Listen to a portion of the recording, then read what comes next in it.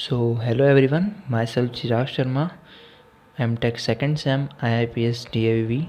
Today in this video lecture, we are going to discuss about friend function and friend class. So, let's get started. What is a friend function? It is a non-member function that can access the private and protected member of the class.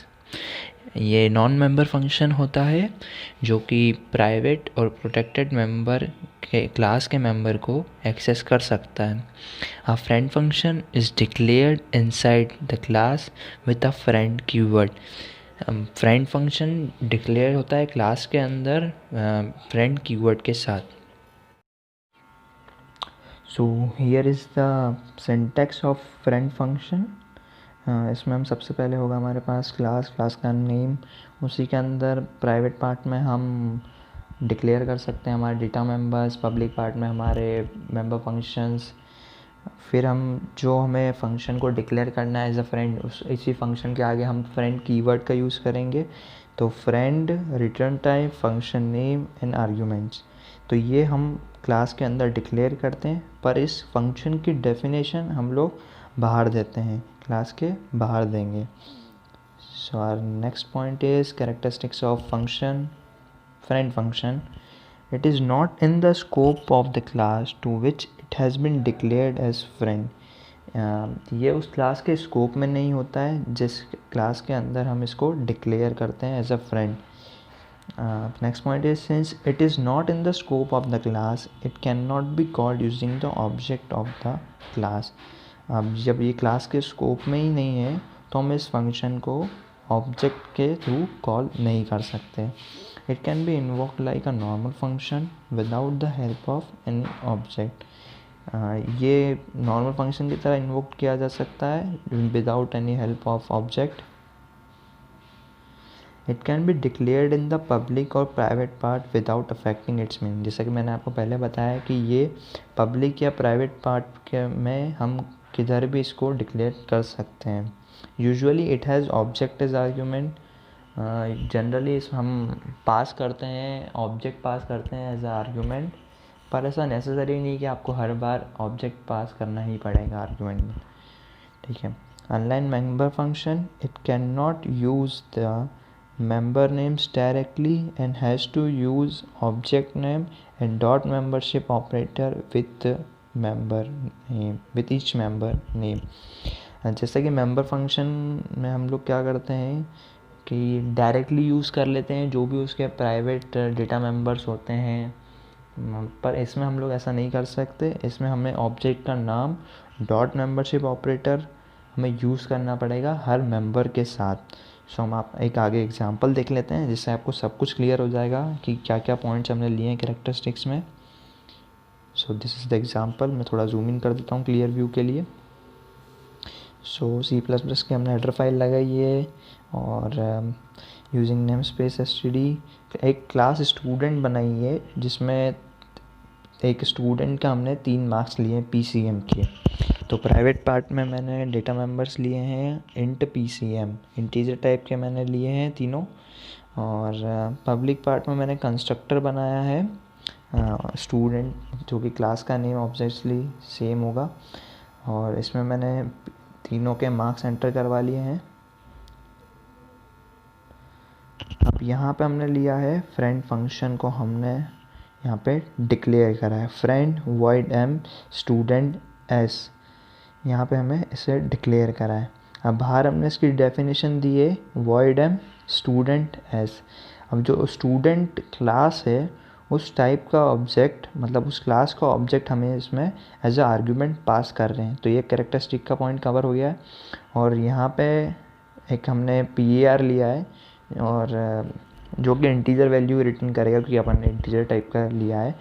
और एक point था कि हम इसे direct इसके members को access नहीं कर सकते थे, हमें इसके हर मेंबर के साथ ऑब्जेक्ट नेम और डॉट मेंबरशिप ऑपरेटर यूज़ करना पड़ता था.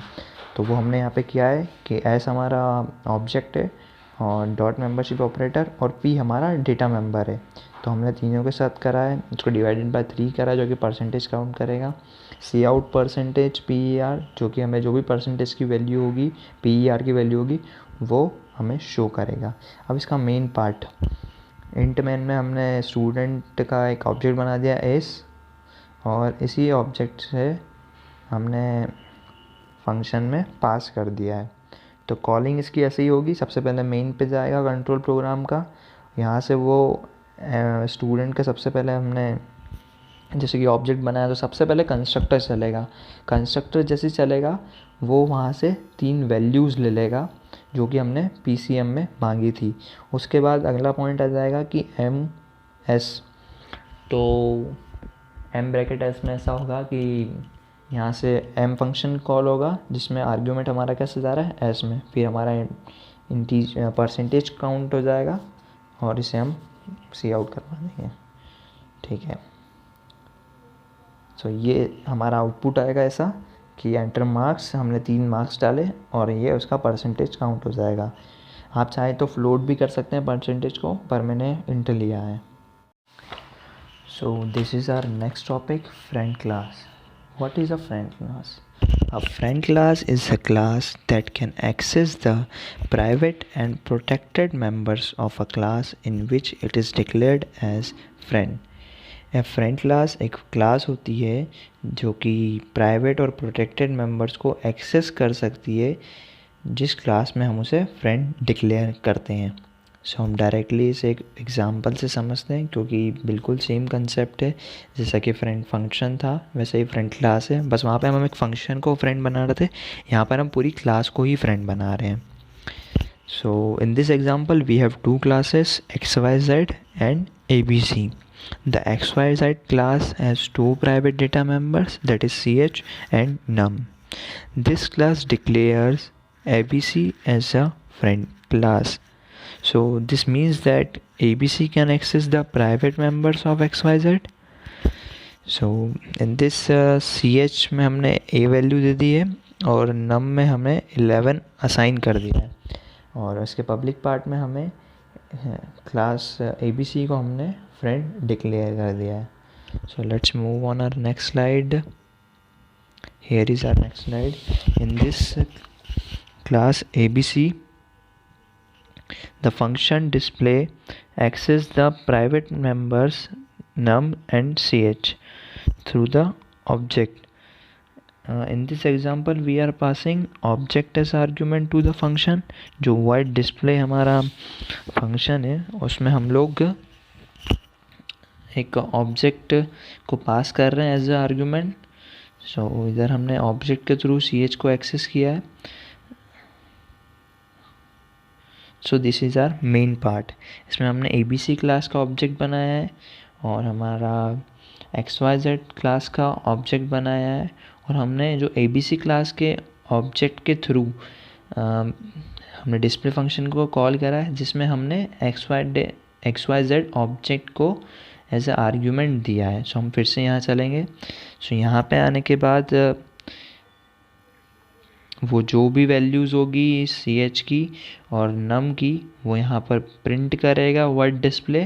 सो जैसा कि हमने वहाँ हमने असाइन करी थी वैल्यूज़ CH में A और num में 11, तो वो यहाँ पे डिस्प्ले कर देगा। सो मैं आपको इसका आउटपुट दिखा देता हूँ।